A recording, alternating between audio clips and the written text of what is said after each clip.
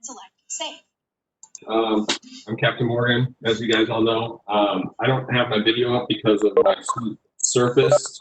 I don't know how to work it very well because it's not a Mac and it's not intuitive, I guess. So if you guys got any questions or anything, let me know, and or just hop on and start talking. We'll go from there. Make it pretty interactive. But I was going to give it a couple more minutes just for people to log in and everything like that, and then we'll start.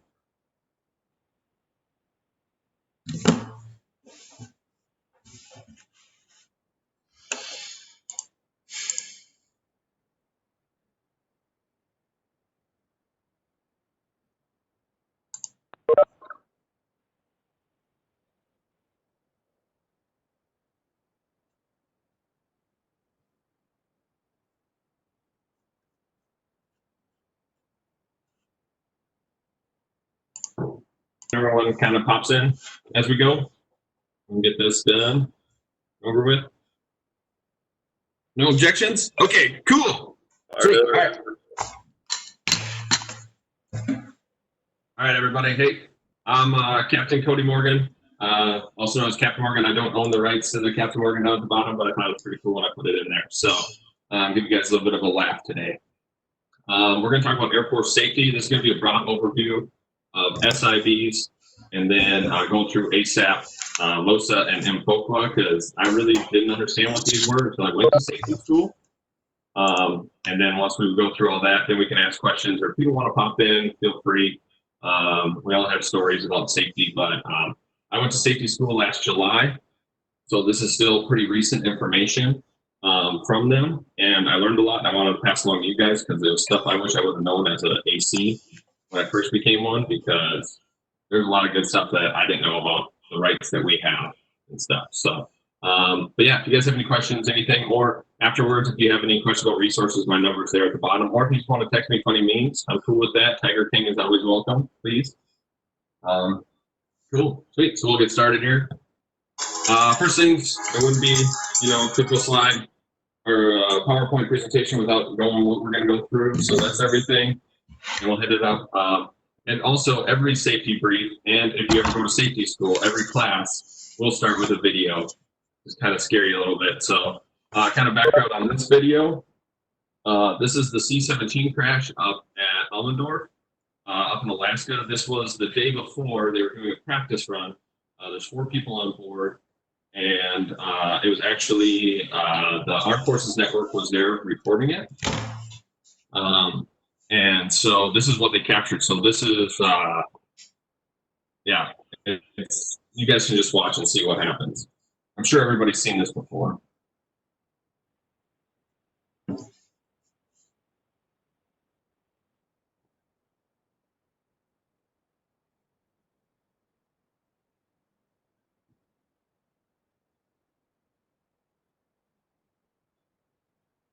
All right, and so right there, what I want you guys to notice is the rudder pedal, how far over it is kicked inside the turn. This is going to be one of the causal factors is the pilot commanding it over commanded the C-17, and it was because he's basically setting it into a tighter turn.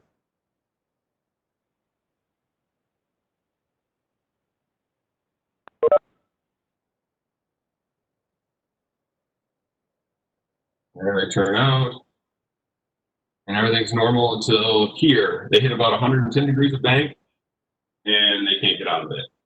And it actually stops, but in the real video, you can see the crash and everything. And if we ever get back in, I can pull it up for you guys someday in a controlled environment, and you can see that it is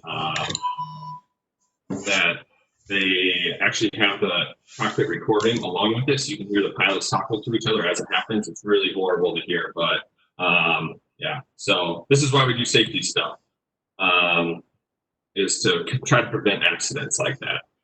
So safety-wise, the pubs that regulate it, so there is actually a DoD reg, 6055.4. It's not on our iPads, but you can Google it if you want to see it.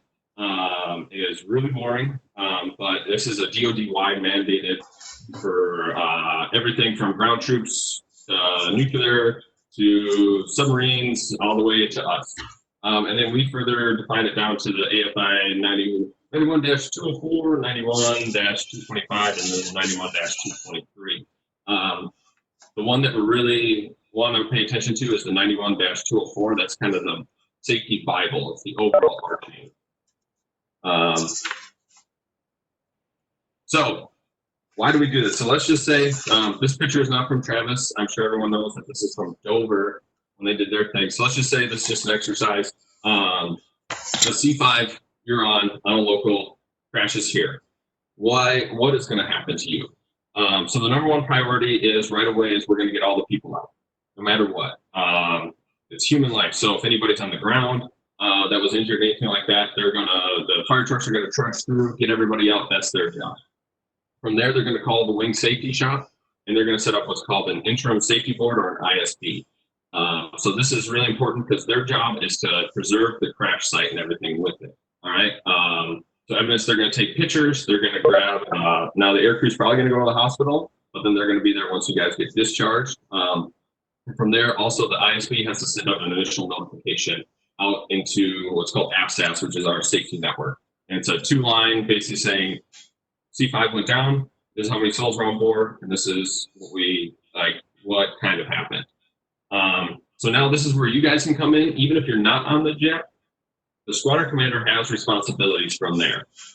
More than likely, you're going to see the 22nd if we were in the building. If not, I don't know how they would do it with this. Probably just tell everyone to keep quiet.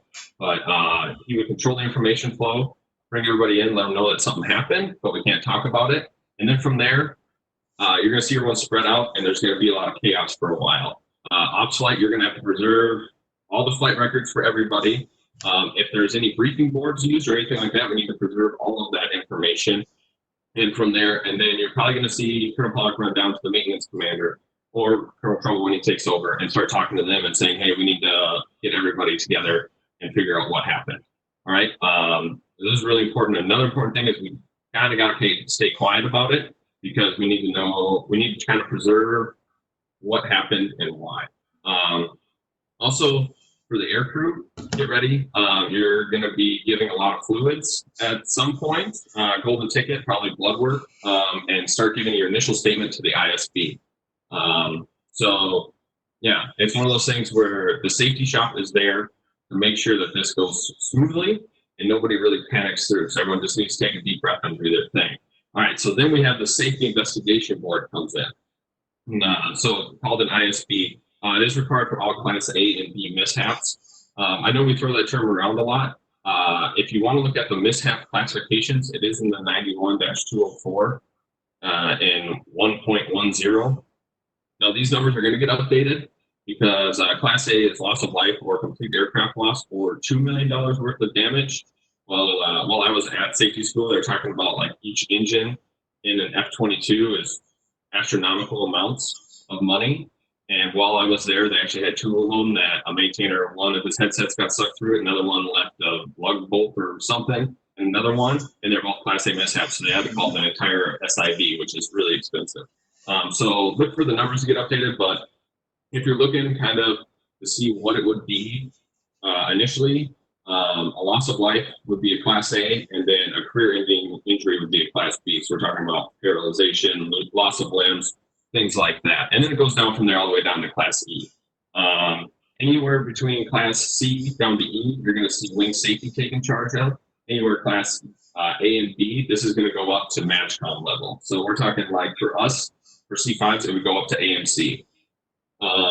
It's made up of, if we did an SIB, it'd be a board president. So you're talking anywhere from a lieutenant colonel above, which all of our squadron commanders will go through training for a week to be a board president.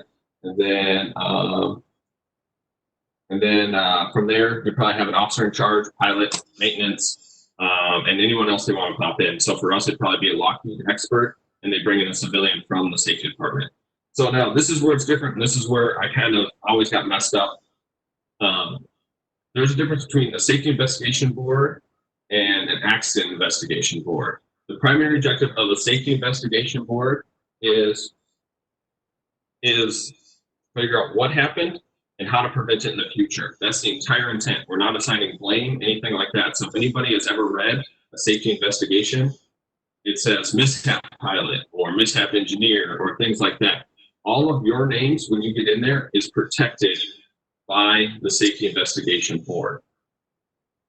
So this is where we get into privileged information. This is one thing I thought was super duper important for pilots, ACs, everything like that. You have access to privileged information, like for a privileged statement, as I want to call it, right?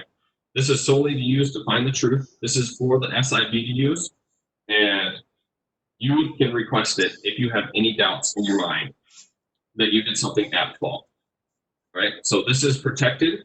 So that means that the AIB, which is all the JAG officers, the guys from the FEBs and everything like that, cannot see what you stated.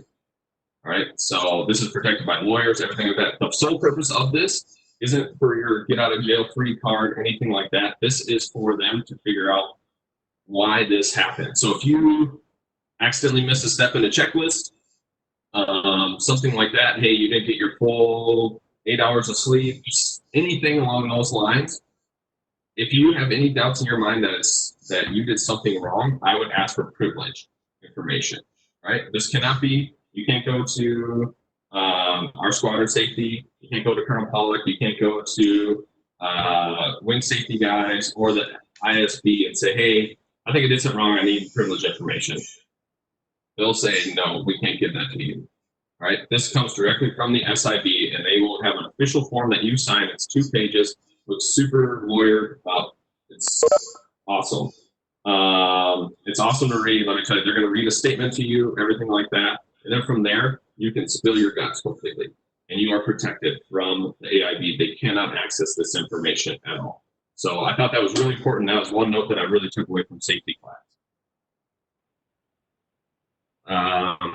Cool. So to kind of break it down, SIB, the whole point is to find out what happened and prevent it. All right.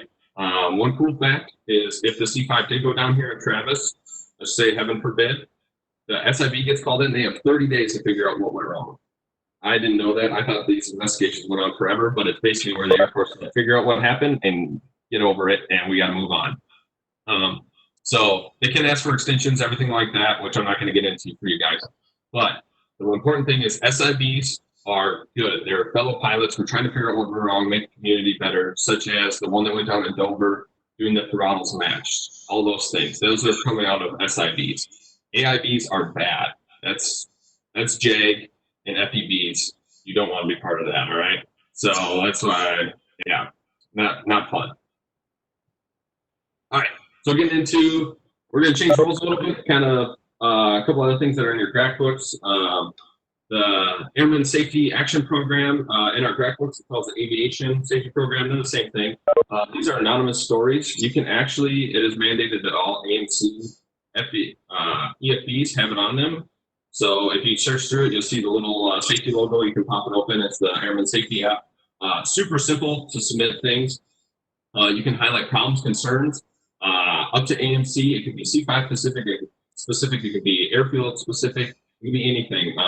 While I was out at the DEED, there's actually a C5 ASAP that was submitted that you can look up about the lodging, which is really good because it goes up to AMC. Fun story about ASAPs. Someone, maybe you may or may not be talking on this, submitted up an ASAP, and yeah, got a phone call from a general the next day saying, hey, I just got this ASAP. And is your boss there to talk? I was like, oh, yeah, totally. So generals do see these, but they are completely protected. I met the guy who's going to be the new AMC ASAP, and they aren't allowed to release the information of the person. Or else you can just submit it anonymously if you're really worried about it. These are stories that can help other aircrew, and it doesn't also have to be flight related. It can be anything. You can say, hey, like the defect has super duper moldy whatever, and it's really unsanitary. The big thing is Safety Center wants these. They are begging people. They kept telling us that if they could get 5 ASAPs a day, they would be super happy. It's there to make things better. And it's for you, and it's completely anonymous, and it's great. It's a great program. And if you see it, it takes you maybe 10 minutes and it walks you through. It's like you click 1 or 2 buttons, and it's not that bad. All right, so the LOSAs are a little bit different. If anybody remembers, Waleed, you went on one of these for like a month or something like that. It's an observation program. It's safety guys. So it would be typically they would do a call out for a C5 IP who's safety coded or AC, and they would grab them for however long they want, a month, anything like that. And it's you just basically ride them along in the system, and they might have something very specific they're looking for, or it could be broad based and just go out and do this. So I know for Waleed's, it was he just rode around in C5s and just watched. The big thing is what they want to do is observe, and they're not observing you, such as they're not observing Captain Morgan flying. They're observing a co-pilot flying or a pilot flying in certain areas that may be like crunch points, or seeing what we do. Maybe it's on the ground trying to get through, with this whole coronavirus, seeing how we get through at Ramstein and why it takes 4 hours for us to get into crew rest. And is there any safety concerns with that? This is anonymous, and it is not a check ride. This is not mandated by A3. This is a safety center program. Now, there is a caveat in there that unless it's intentional disregard for safety. So if I'm flying and I turn around and look at the safety unit and go, hey, watch this, and I go up to like 110 degrees of bank, that is going to be a bad day for me. All right. But now if we're going and we get slow in the final or something like that and we fix it, he's probably going to mark it down, but he's not going to mark down that I did that. It's more just what happened and why. And that's what they're trying to figure out, because they're trying to make things better for the air crew, and they're trying to make sure that we're staying safe and trying to analyze trends. The next one is the Infoqua. Now, this is more of data crunching. If anybody remembers from UPT, we always had all calls every quarter, and we go through Infoqua data of who hit birds, who went in the final turn without their gear down, things like that. And that's what they're analyzing. So it's not a panel fill system. What it does is it analyzes the actual flight, and it can do anything where I thought was really cool that they showed at the safety center. They could mark down like, hey, at Rhoda, all these airplanes, anywhere from C5s all the way down to C21s, were fast at final. What's going on there? And then they can go back and look at ATC and be like, hey, holy cow, you guys keep you guys fast and high all the time. Why are you doing this to them? And so it's there to help out trends. The cool part is they'll take the Infoqua data with the LOSA, and they'll combine them and say, hey, what have you noticed at meetings? And we can try and make it better, such as, hey, if we're burning a ton of gas for Dover hold down fuel or something like that, is there a way we can make it better? Probably not, because of, it's the East Coast or anything, but it's also like, hey, I know one thing that they did was they were looking at Travis with all the birds going through with the bash. They were looking at Infoqua data and LOSA, and they just had a dude hop on. No big deal. It was a couple of years ago. It was one of the safety guys. That's why I know this. And they're analyzing the birds, and while they're flying in the morning, in the afternoon, and seeing where they crossed the runway at. And they just sat out there and observed them. And so that was cool. So it's stuff for that. Again, this can't come back to you unless you have a trend of like somebody really knows that you're doing something intentionally wrong. Like you're flying super slow, you're flying, you're overspeeding stuff all the time. Then we can pull this out and say, hey, there's something going on here. But another cool thing is during an SIV, they can pull back this information from previous and saying, hey, why is this always happening to C5s or T6s or things like that? And that's super nice because it helps give us a little bit of data to back up our flight. One of the big things when I was at safety school that they were trying to fight was fatigue. And they kept pulling up fatigue numbers on air crew. And that's going to be especially important for AMC members. They kept pulling out because we're constantly fatigued and how that slows us down. And so they were using that with LOSA data to determine how much sleep does a C5 pilot, C-17 pilot actually need to fulfill their mission. Nothing really came out of it, but hey, they tried. So the big thing is why? Why are we going through all of this? Well, one is to see where people, where things happen. This is a C-17 at Bagram. When it landed there, they got everybody off, and they said, well, that wasn't good. And the ISB ran on board, and you can see the gear handle there. It's still up. And so that was one of the initial things that they're like, well, all right, now we got to dig deeper. And it turned out to be fatigue and a couple other things that happened there. So kind of changed around their checklist a little bit, which is good to help them out. You guys know this is the C5 at Kelly. And then we had one at Travis. I couldn't find a picture of it anywhere. But that's the one at Kelly. So from there, you know, I guarantee one of them trucks is a safety guy rolling on out. Check it out. This is the F-16 at the Academy. And then another one is F-22. And so what it is the whole point of safety is to figure out why it happened and how can we prevent it in the future, because planes are expensive and people are more expensive. And we got to recover our biggest asset, which is us. Another thing that's kind of near and dear to my heart is why. You guys know this is the Bacon jet that just went down a couple months ago. A fake I was with at Laughlin, Ryan Knapp went down in that. The investigation hasn't come out yet that I've seen, but that's a big reason why we go through this. It's to figure out why so we can prevent things like this from happening. Another one is this is the T-38 crash at Laughlin, the second one, and that was Gonzo. He was a fake with me there too. They went through the investigation. That one turned out to be, I believe there's something wrong with the engine. And so they went through and it helps prevent future accidents because one life lost is too many for us. And I think sometimes as aviators, we need to have the attitude of like nothing can happen to me, but the safety center kind of helps us take a step back and say something can happen and how can we prevent it to make it better in the future. But yeah, that's a big thing. It's a big broad overview. I don't want to take up a lot of you guys' time. Yeah, are there any questions out there?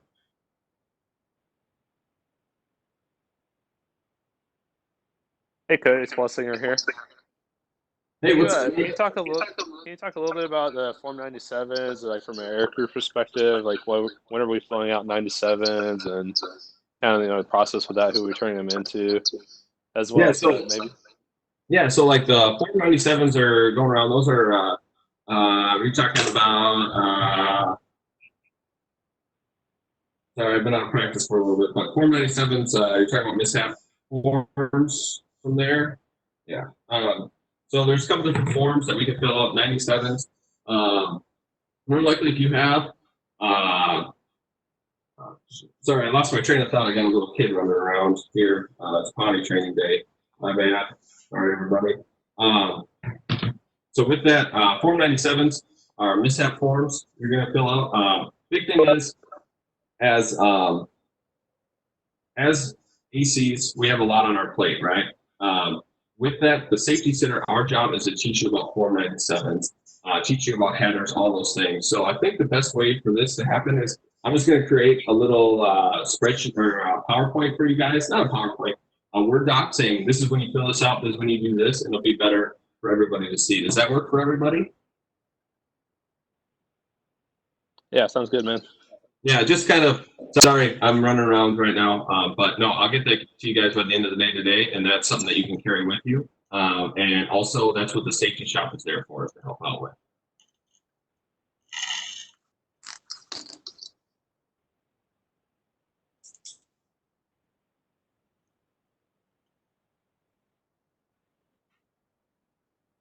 Anybody else?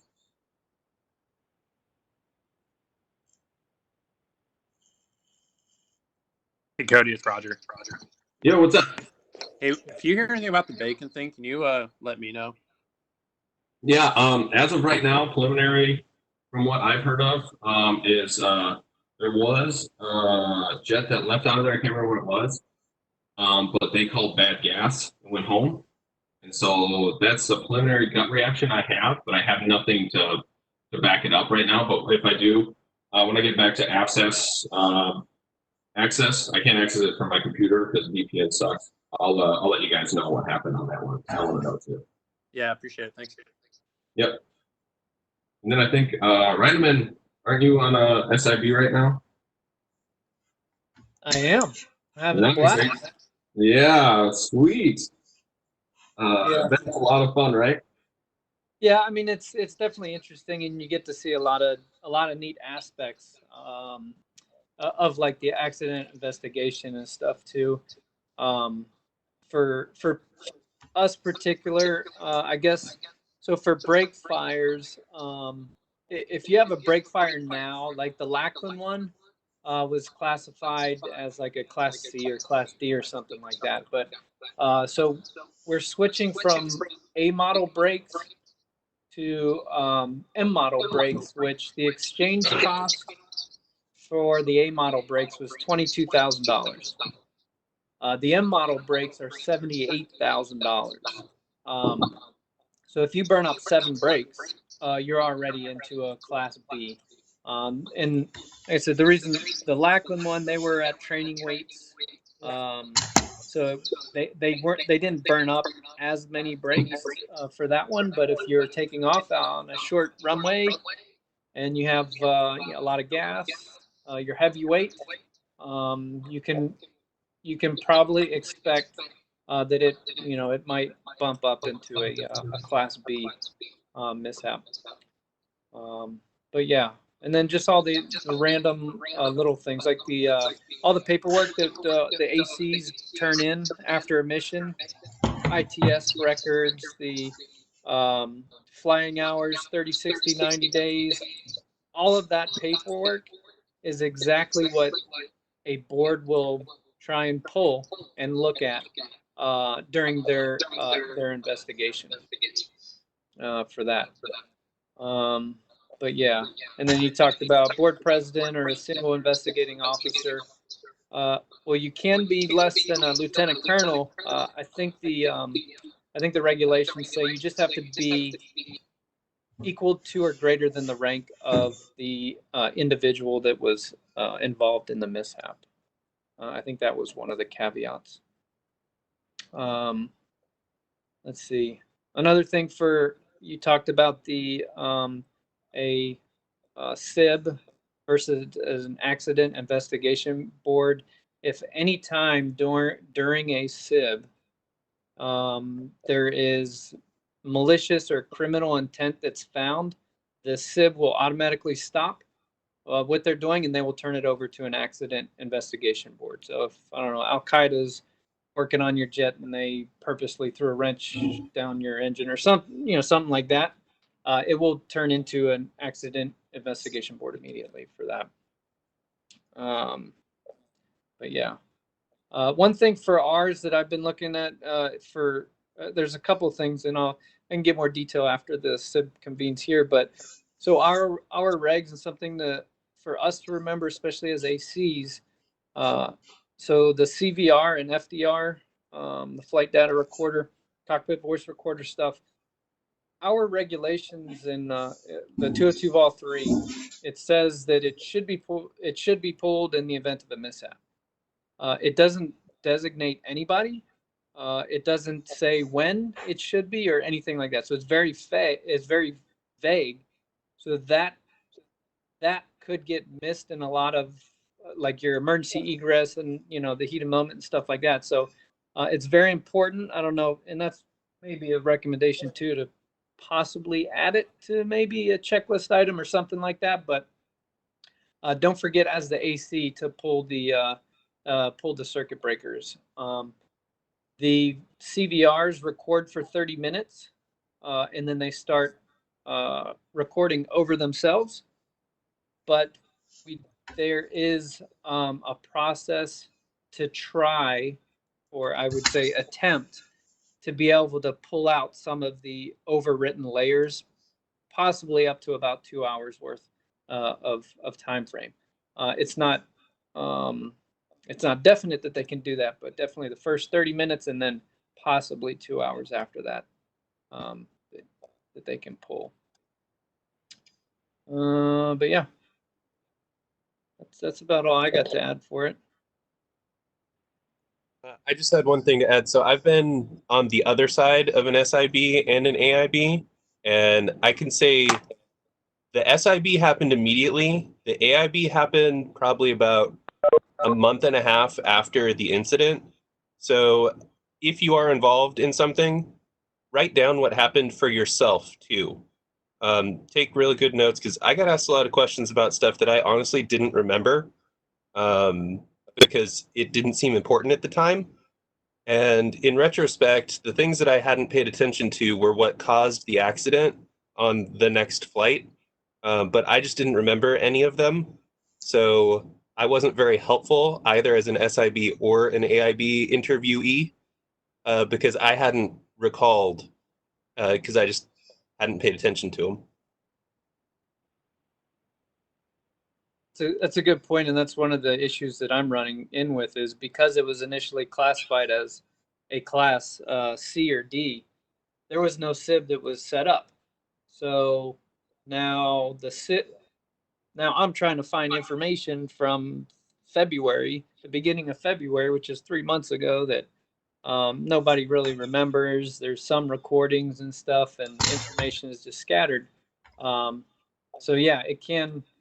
There can be, in this instance, there can be a time delay too from when they activate a safety investigation board or bump it up to the next class as well.